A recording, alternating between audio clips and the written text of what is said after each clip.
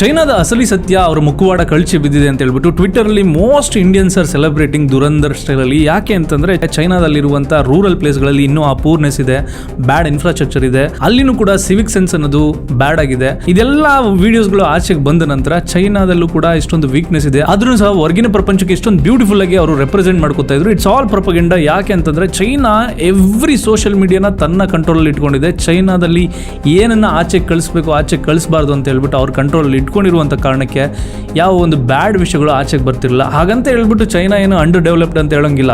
It is the second largest economy in the world.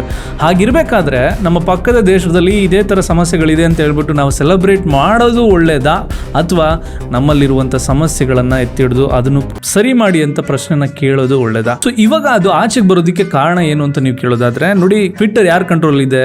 Elon Musk ಎಲ್ಲಿಯವರು? America billions of ಡಾಲರ್ಸ್ನ spend ಮಾಡುತ್ತೆ China and India against ಒಂದು negative ಪ್ರೊಪಗೆಂಡನ್ನ build ಮಾಡೋದಕ್ಕೆ. So the moral of the story is, ಜನ ಏನನ್ನ ನೋಡ್ತಾರೋ ಅದನ್ನ ನಂಬ್ತಾರೆ.